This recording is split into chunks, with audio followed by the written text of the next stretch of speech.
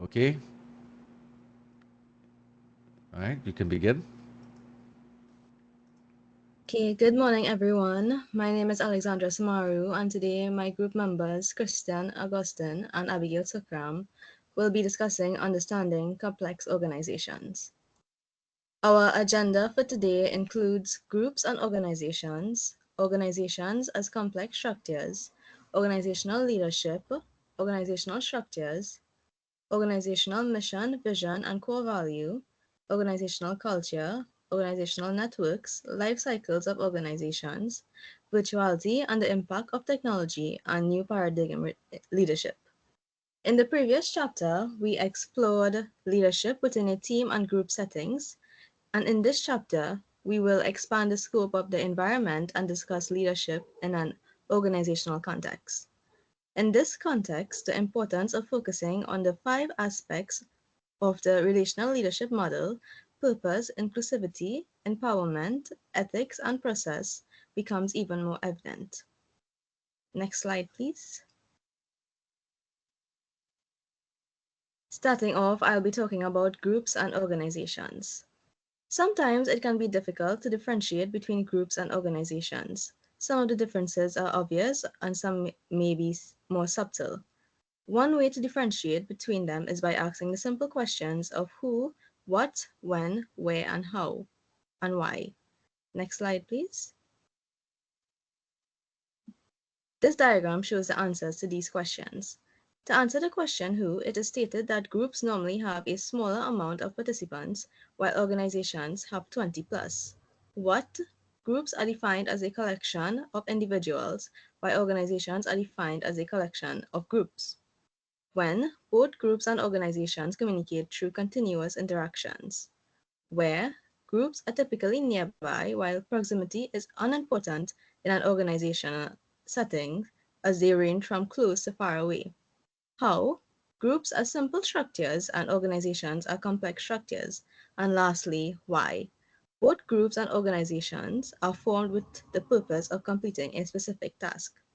Organizations are defined as a large collection of a group of people that interact continuously within a complex structure to accomplish a specific purpose, and they are inherently social entities with many participants. Although proximity of location has traditionally been a determining factor for organizations, this is not always the case. Think about when you were growing up and played with your best friend. Even though you may have had problems or difficulties with each other, it was relatively easy to communicate. Now think about when your friend group expanded or you moved on to high school or your place of employment. You realized that not everybody wanted to play the same games as you, or they had differing opinions that you disagreed with. Being exposed to different opinions, values, and ways of thinking will make life more interesting but also very complicated. Interactions within organizations are continuous as staying connected is the key to success, and it also ensures that the various groups within the organizations work efficiently and easily. Becoming isolated or separated can have a negative impact not only on the specific group that has become separated, but also the entire organization. Proximity is helpful, but not necessary in organizations. This is contrary to our conception of an organization as people working in the same room or at least in the same building. As discussed later in the section on virtual organizations, many organizations are physically separated yet remain connected through technology and a strong belief in a mission or purpose. Organizational structures are complex. Many layers and departments are included in this structure, and many people are involved in leadership and decision making. Think of a college or university, for example. To successfully involve all the different groups in the educational process, different rules, policies, and procedures must be in place. There will also be several different leadership positions. Throughout our lives, we've likely been participants or perhaps a leader in many organizations, but we often don't pause to consider how did this organization begin? Unless you were part of the founding team, the organization seemed to always be there. Your involvement likely began when you attended a meeting and continued or ended based on how well the organization met your needs. If we try to answer the question, why do organizations exist? The most likely answer would be that they exist to fulfill a specific purpose. This, of course, is the correct answer. Now let's move on to the next topic, which is organizations as complex structures. The previous slide. Organizations as system. A system defined by Tubbs 1984 is an environment in which each interaction between members produces outcomes that affect each and subsequent interactions and outcomes. With more people and groups in the organizations, interactions become more frequent and life within the organization becomes more complicated because everything affects everything else. Kevin Kelly introduces the 9 laws of God in Out of Control 1994, which he describes as the organizing principles in systems as diverse as biological evolution and SimCity. As depicted in the picture, these laws also apply to organizations as systems. At the end of chapter 2, we covered new paradigm materials that are closely related to these qualities, yet they also directly and indirectly apply to organizational life. It is believed that these qualities refer to life both in and out of organizations and will become even more visible to us in the coming century. Looking at Kelly's list of principles, which ones have you seen operate in your life or your organizations? You could answer in the chat or you could open your mics.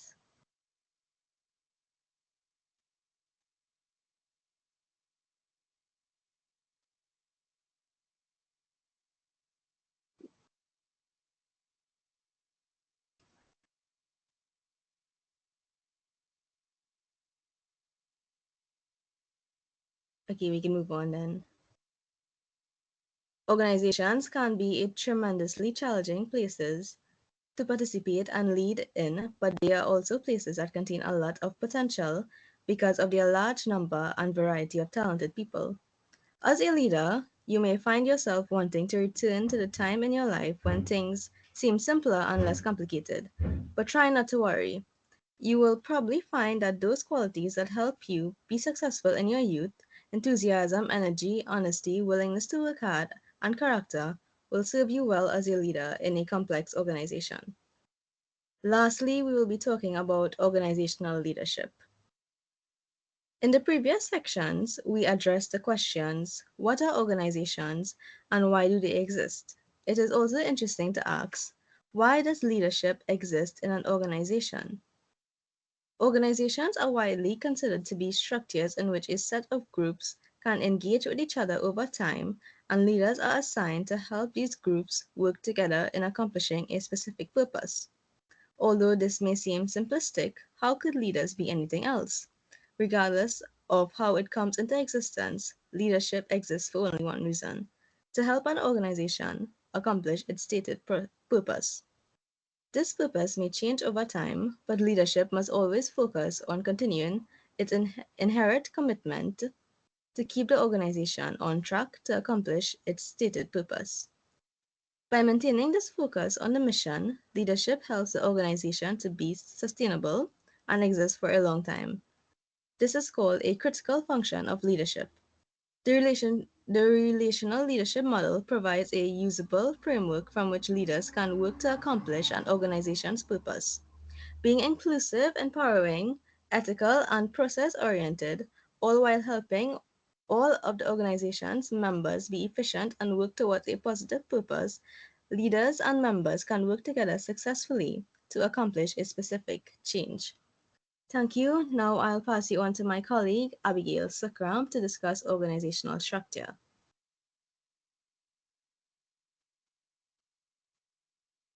Okay, so now I'm going to talk to you about organizational structures, what they are, their importance, and the different types of structures that organizations use to achieve their goals.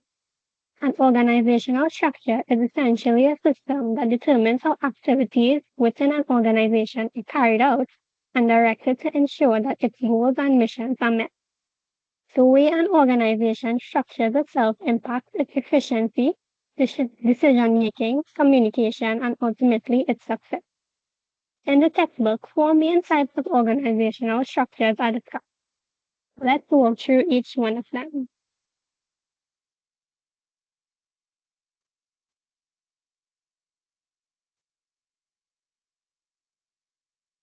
The first organizational structure is the classic bureaucratic model, which is often described as traditional or command and control structure. This model was developed by sociologist and economist Karl Marx and is known for its clear hierarchical framework with rigid rules and regulations. The textbook uses a similar diagram to explain this model. In this structure, authority and power flow downward. The president or leader holds the most influence, followed by the office and committee chairperson. The participants and other members rank at the bottom in terms of influence and authority. With this type of hierarchy, the individuals at the bottom have very little input in decision making and are expected to comply with the directives from those above them. The responsibilities within the organization are strictly outlined and decision making authority flows in a downward direction. So if you were wondering how the structure was illustrated in the book, here is the picture. The information in the slide is just a summary of what I would have just said.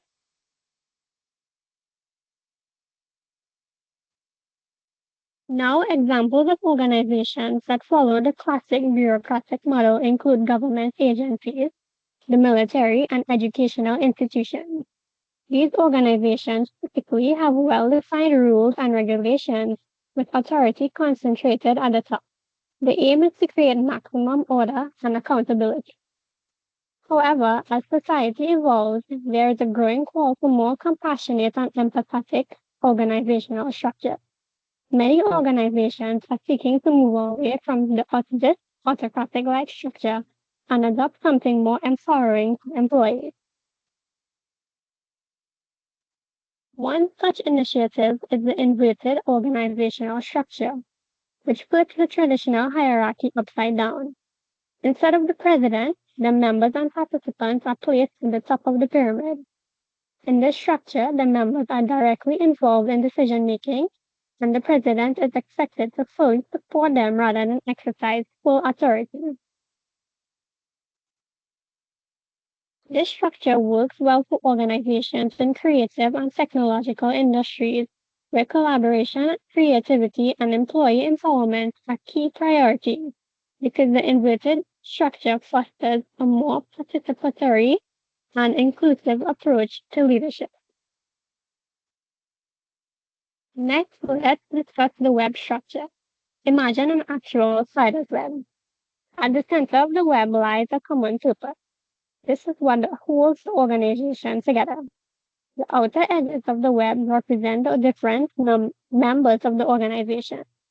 Organizations with structure often think that the purpose of the organization is considered more important than the leadership style, hence why the common purpose is at the center of the structure.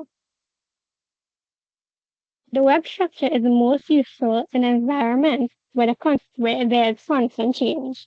It's adaptable, continually being built up, stretched, altered, and transformed. It allows for a flexible and dynamic approach to decision making and communication. This version of the web is not to be confused with Helgeson's interpretation of the concept of the web. Helgeson offers that leadership rather than the common purpose be placed at the center of the web, in which other organizational members surround. He explained how the web works by highlighting 1. That communication occurs throughout all levels of the organization very easily and openly. Everyone, regardless of official positions, are able to communicate with each other. Because of this, information is rarely withheld from individuals in the organization. 2. Power in the web structure is also distributed evenly, meaning that everyone has the power to proceed with big decisions and implementation. There is less emphasis on power and authority in this type of organizational structure. Sri, he also explained that reorganization is easy as the structure is much less complex than that of the classic hierarchical model. Ferguson also claimed that the web organization constantly evolves through trial and error. Successful processes persist and reinforce the web as a whole, while unsuccessful ones transform into something new. This adaptability is facilitated by the distributed communication and decision-making power across the web structure. The final structure we'll look at is the non-hierarchical structure. In these organizations, power and authority are distributed among all members. There are no distinct levels, and leadership responsibilities are shared. Decisions are typically made by consensus, ensuring that everyone has a voice in the decision-making process. The non-hierarchical structure is often adopted by organizations that prioritize equality, employee empowerment, and collective decision-making. It works well for companies that want to eliminate traditional top-down leadership and create a more open and collaborative work environment. So to summarize, there are four main types of organizational structures: the classic bureaucratic model, the inverted organizational structure, the web structure, and the non-hierarchical organizational structure. Each has its own unique approach to how power, authority, and decision-making are distributed across the organization. What's essential to remember here is that the structure is not the organization itself. What truly defines an organization is its members, those who work together to achieve a shared purpose. The organizational structure simply acts as a guideline for how these goals should be achieved. When the structure is no longer serving that purpose, it must be changed. Now that we've covered the four main types of structures, let's test your understanding a little bit. I have a question for you all. Which of the following organizational structures places power and authority at the top with clear rules and regulations for each member to follow? A. Inverted organizational structure. B. Web structure. C. Non-hierarchical structure. Or D. Classic bureaucratic model. You all can put on your mic and answer in the chat if you like.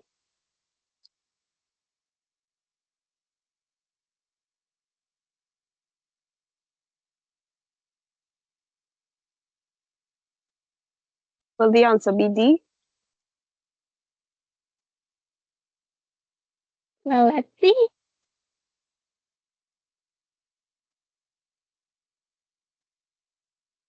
Yeah, so the correct answer is D. Classic bureaucratic model.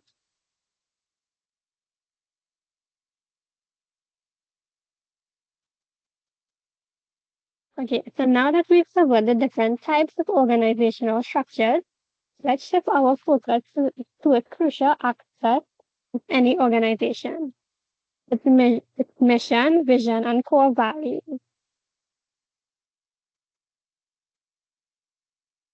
Now I'm going to play this video, which will give you all a little information on organizational missions and vision.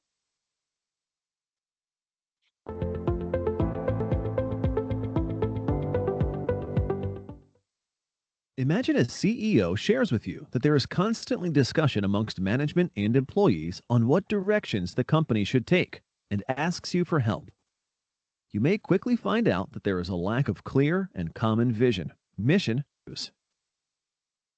In this module, we will discuss each of these concepts, how they relate to each other, and share some practical examples for better understanding. So, let's dive into it. We'll start with the first element, which is vision. A formulated vision provides a concrete way for stakeholders, especially employees, to understand the meaning and purpose of business. It describes the desired long-term results of your company's efforts. For example, an early Microsoft vision statement was a computer on every desk and in every home. A company vision statement reveals at the highest levels what an organization most hopes to be and achieve in the long term. Having a vision in business will help everyone to head in the right direction and give a purpose to what they do. So, how can one define their company's vision? Well, many companies have their teams brainstorm to come up with a vision statement that summarizes the company's vision in a brief and concise way. Brevity is key here. After all, it's to write a vision statement, not a vision paragraph. Here are some examples of well-written vision statements from successful organizations. Amazon. Our vision is to be Earth's most customer-centric company, where customers can find and discover anything they might want to buy online. LinkedIn. Create economic opportunity for every member of the global workforce. Great. Now that we've discussed what vision is, let's move on to the next element, mission. While vision is about using your imagination and foreseeing your company's future, the mission is about rolling up your sleeves and work. It's necessary to understand the difference between vision and mission. The vision statement describes where you want to take your company, whereas the mission statement describes what needs to be done to turn that vision into a reality. And just like the vision statement, a mission statement needs to the point. A moment ago, we discussed the vision statements of Amazon and LinkedIn. Now, let's discuss the mission statements of both of them. Amazon. Our mission is to continually raise the bar of the customer experience by using the internet and technology to help consumers discover and buy anything, and empower businesses and content creators to maximize their success. LinkedIn. Connect the world's professionals to make them more productive and successful. Now, let's compare LinkedIn's mission statement with its vision statement that was mentioned before. If you can recall, LinkedIn's vision opportunities for professionals around the world. And what does it need to achieve this vision?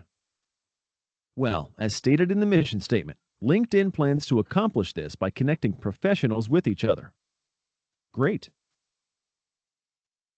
Now that we've discussed vision and mission, it's time to discuss the last element, which is values.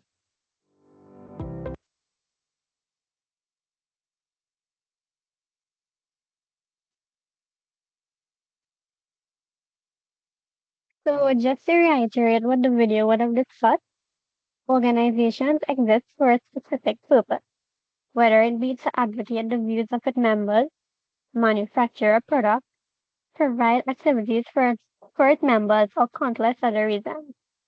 The purpose of the organization is what entices people to join and participate. How that purpose is carried out will likely determine the success or failure of the organization.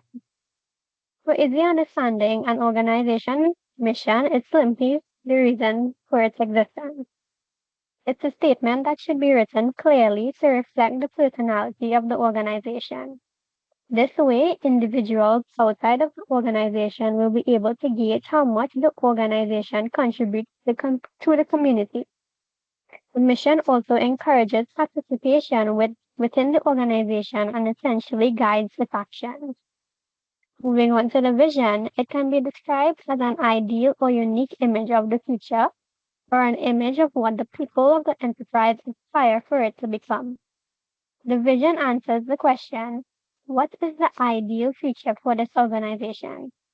It's intended to motivate members to perform at their best so that the organizational mission is achieved. It's important to know that not all members of the organization may share the same vision, which can create a breakdown in organizational success. As such, it's essential that both the vision and the mission statements are written clearly and concisely and are constantly reiterated among members, often through the actions of the leaders as well as the members of the organization.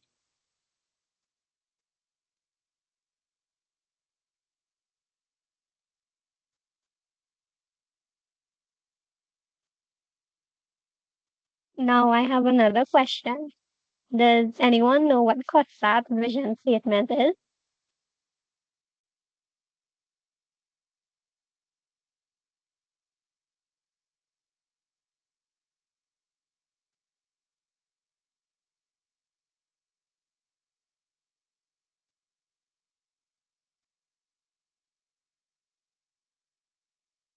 Okay, so if you're not sure, that's okay. Here it is. So COSAT vision statement is to be a student-centered, dynamic, and innovative world-class multi-campus college promoting excellence in teaching and learning, serving diverse communities, and producing lifelong learners who can compete globally.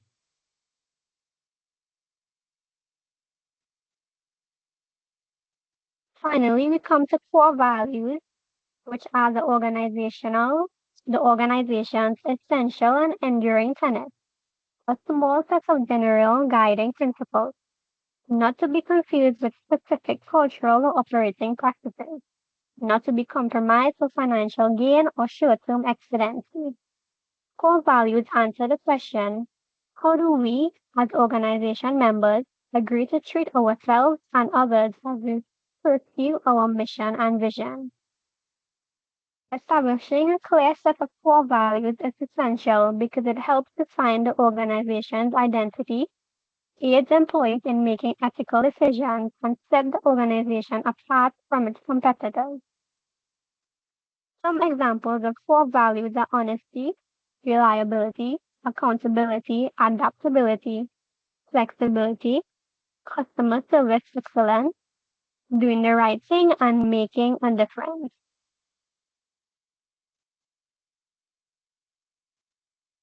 Okay, so now I will be handing you over to Stefan for the next four topics. So now we're going to look at organizational culture. According to Edgar Schein, in his classic work, Organizational Culture and Leadership, you could go to the next slide, Abigail.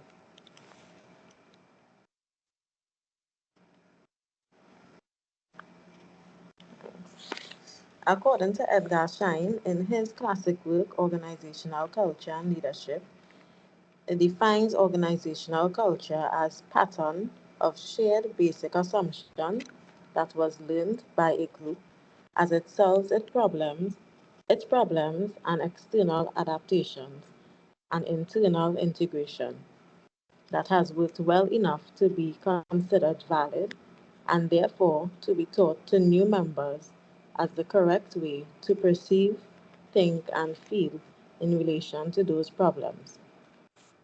He proposes that culture has three different levels. These levels are artifacts, exposed beliefs and values of the organization, and underlying assumptions. Artifacts are the structure and processes of the organization. Exposed beliefs and values of the organization are the strategies, goals, and philosophies that the organization claims it embraces. Underlying assumptions are the beliefs, perception, thoughts, and feelings that are assumed to be true by members of the organization. These underlying, these underlying assumptions drive the values and actions of the organization. Alan Kennedy and Terence Steele offer a different framework from which to examine organizational cultures. Next slide.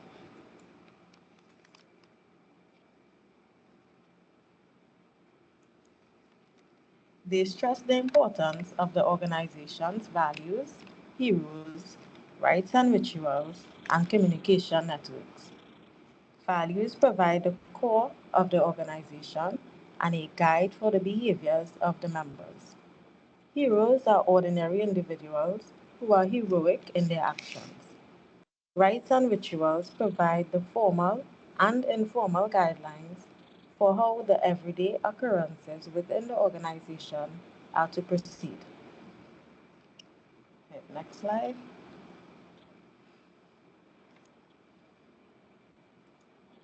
Next slide, Abigail.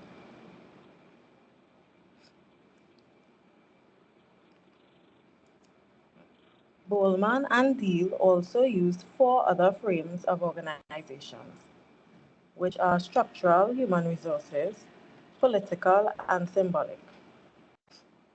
You can go back to the previous slide.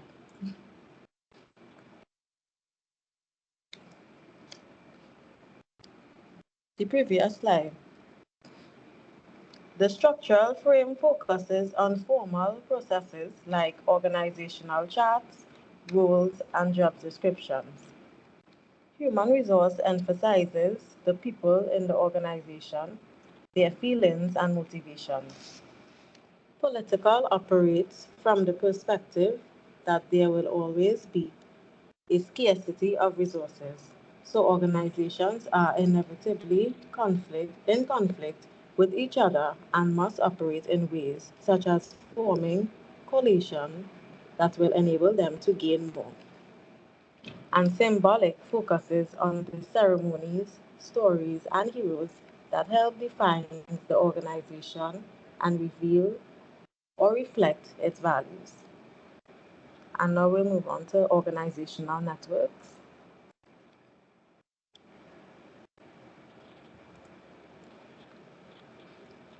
Networks has received much attention in recent years. These are the relationships and interactions that exist between individuals and groups within an organization.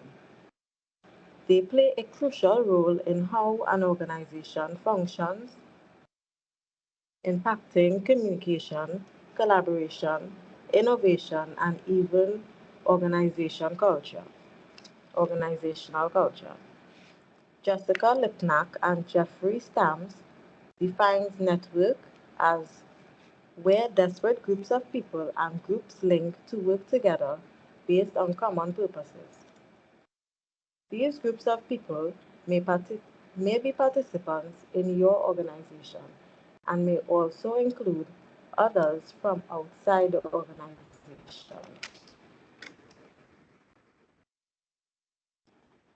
Networks are important because they provide a chance to bring together a individuals.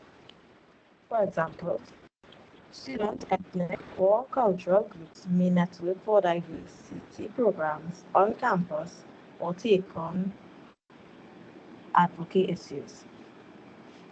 Key issue information of network include arguments on the network's purpose, creating as many links as possible among members of the network, and making sure that multiple leaders exist within. Now we're going to go on to life cycles of organizations.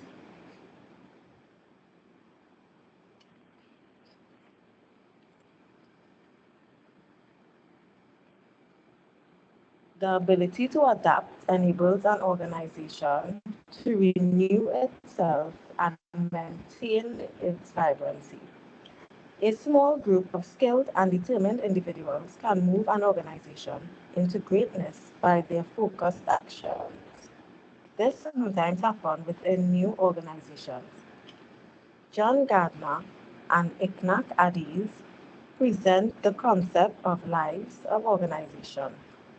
Gardner uses the terms infancy and maturity to differentiate organizations that are in their early lives from those that have evolved into something more orderly and with more of a sense of direction.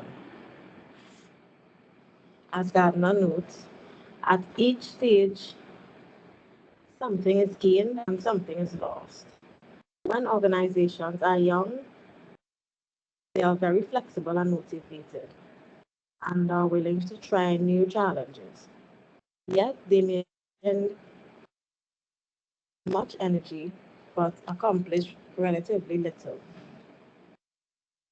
As organizations mature, this flexibility lessens and they become more orderly and more satisfied with slow, steady advances.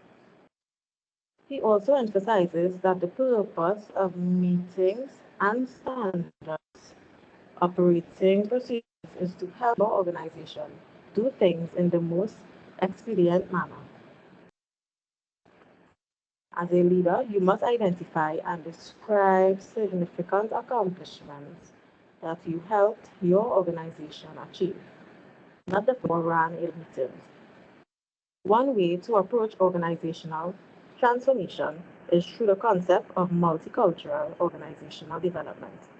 This process emphasizes the full participation of members from all cultural and social groups, and a commitment to end all forms of social oppression that may exist within the organization that blocks the meaningful, inclusive involvement of all members. The relational leadership model emphasizes being inclusive and empowering.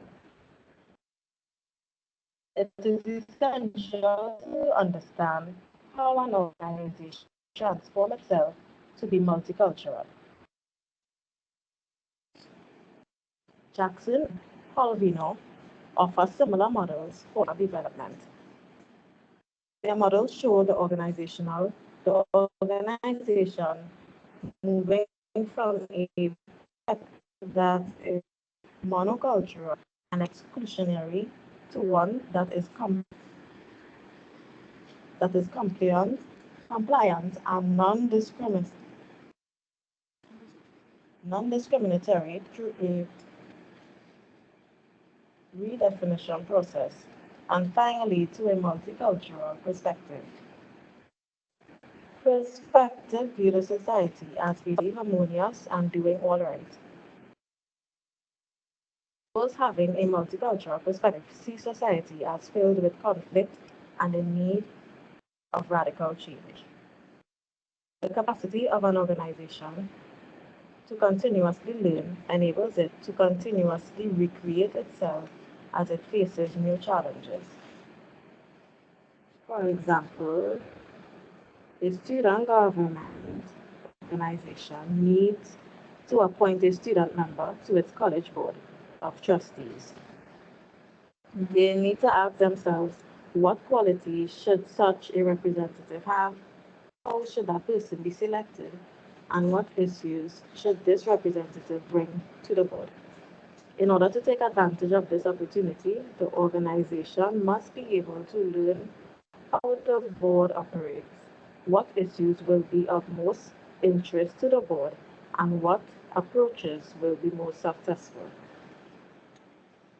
And now we'll move on to virtuality and the impact of technology.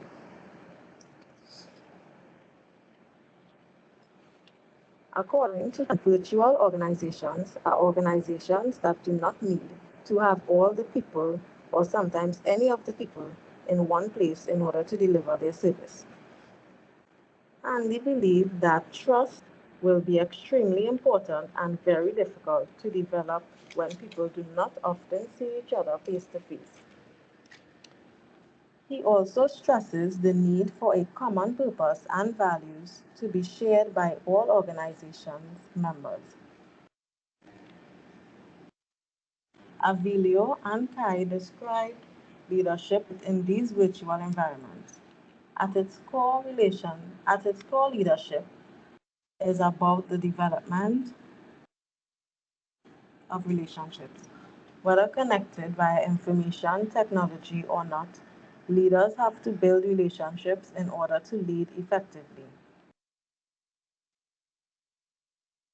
Bader notes a number of E-team leader roles that lead the E-team effectiveness, including enhancing cohesion, nurturing trust, promoting sharing of information and ideas integration, and developing social and human capital. An example of this is On our campus, we may find that we communicate more often with members of our community by using our cell phones, emails, text messaging, or even Yahoo groups and other technologies rather than face-to-face meetings. We have already seen how this technology can be used to organize people. So at this point, we really cannot predict how organizations will change as a result of the use of technology. All we know is that it will change. And now I'll hand you back over to Abigail.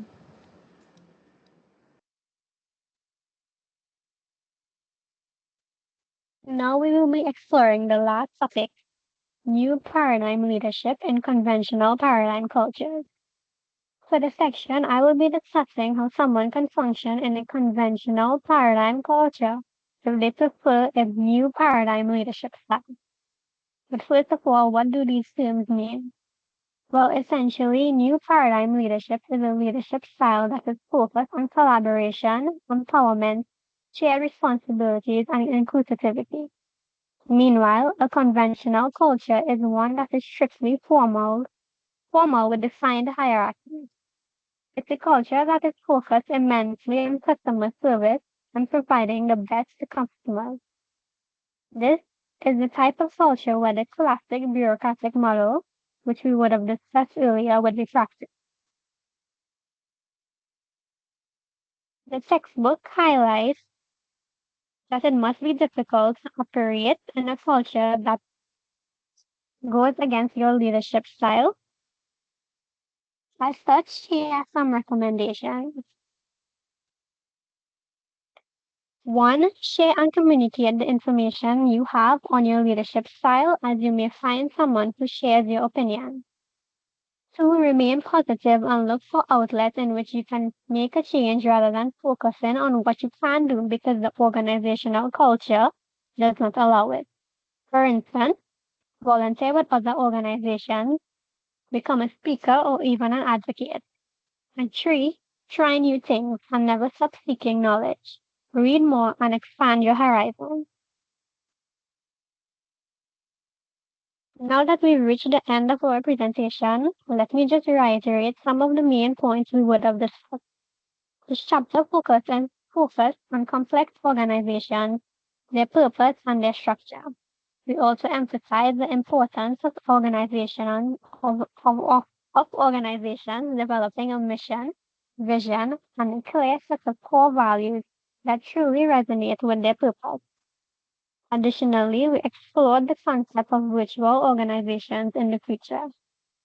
We highlighted how inclusivity within organizations contributes to success, as it allows members to maximize their capabilities and take an active role in the life cycle of the organization. When inclusivity is prioritized, members of the organization will voluntarily share a common purpose, enabling the organization to reach its full potential. Finally, the chapter concludes with the idea that organizational life can be dynamic and energetic, not just a series of formal meetings. Thank you for your time, and I hope our presentation provided you with valuable insights into the complexities of organization.